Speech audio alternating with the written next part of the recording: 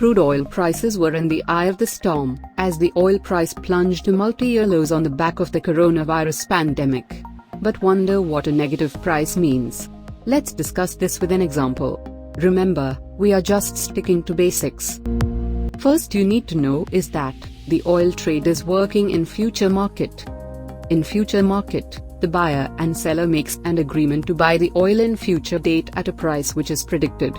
This contract will have an expiry date also. On expiry, whoever has the contract shall take physical delivery of the oil.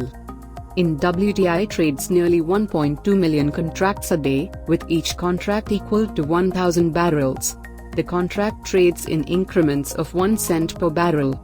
For better understanding the future trading, let's take an example. The sugarcane farmer and sugar factory.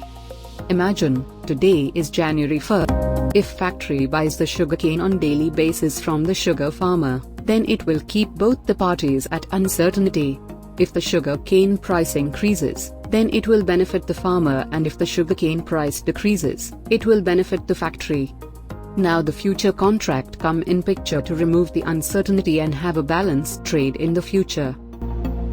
Today the sugarcane farmer gets into an agreement with the sugar factory through a contract to buy 1,000 kg of sugarcane at 10 rupees a kilogram by March 2020. The agreement will expire on March 31st. This means, the factory has to take delivery before 31st March from the sugarcane farm and store it at their warehouse. This contract is called a future contract, and this contract will expire on March 31st. Even if there is variation of the price of sugarcane in the market, the balance of price is maintained. Thus daily rate change in the raw material won't affect the sugar product of the factory. Now understand that in case of the oil trade, it's not this simple. There is one more intermediate person: the traders. In the above example, the traders are one who buys and sell the sugar contract and has nothing to do with the sugar farming or sugar production. He may sit in some office in other country. Each time when the contract gets traded, the price of the contract increases. Now here comes the importance of the contract expiry. There is a mandatory clause that on the date of expiry of the contract, whoever has the contract should take the delivery of the product. Normally the traders will sell the contract before the expiry to the factory owners, and factory owners will take the delivery at the time of the expiry of the contract. But now comes the scenario: low demand. Then the factory storage is full and production is low. Remember, the traders don't have any space for the storage. They are here only eyeing at the profit by selling the contract. Now the factories will not be able to buy the contracts, because the storage price is usually high. Now the sugar cane is with the farmer, and many contracts are with trader. One contract is about to expire. As per the contract, the trader has to take the physical delivery of the sugar cane. But where will traders store it? Since the storage is full, the storage price is higher than economic price. Trader decide to sell the one expiring contract at less loss, thinking that he can profit from other available contracts which expires in other months. So instead of paying huge price for storage, it's better to sell off the contract at minimum loss. So traders will offer the contract to someone who has cheaper storage, and offer some money, say 2 rupees per kilogram, and ask them to take the delivery and store. So instead of getting money in contract, trader lost 2 rupees. Thus negative price of the expiring contracts. Now let's understand what happened with the oil price. The oil is sold mainly under 2 future contracts. 1 West Texas Intermediate. 2 Brent crude oil.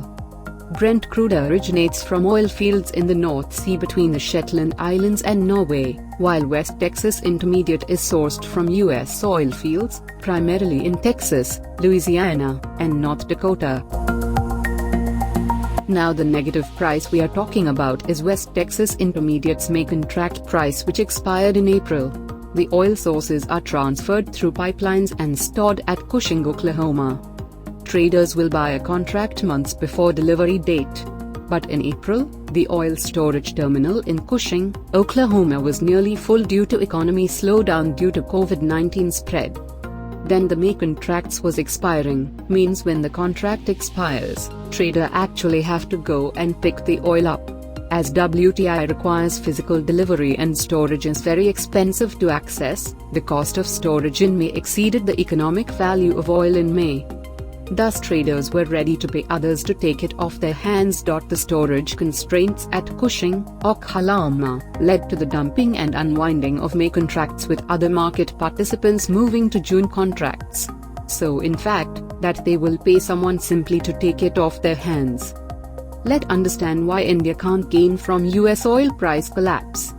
The main reason is Indian oil companies, mainly public sector oil companies, are not dependent on West Texas Intermediate Benchmark Index. Their major share of purchases are from the Middle East, and are based on Brent crude benchmark prices. It is still $20.56 per barrel. Our oil marketing companies like BPCL, HPCL and IOCL do not engage much in risky futures hedging and go for safe 6 months to 1 year contracts, whereas global norm is about 3 months. So this intermediate short-term market clash won't affect oil price in India.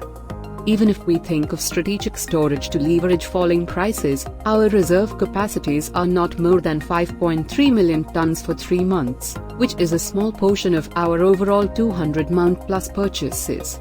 When there is no demand and have full storage, who will buy fresh crude?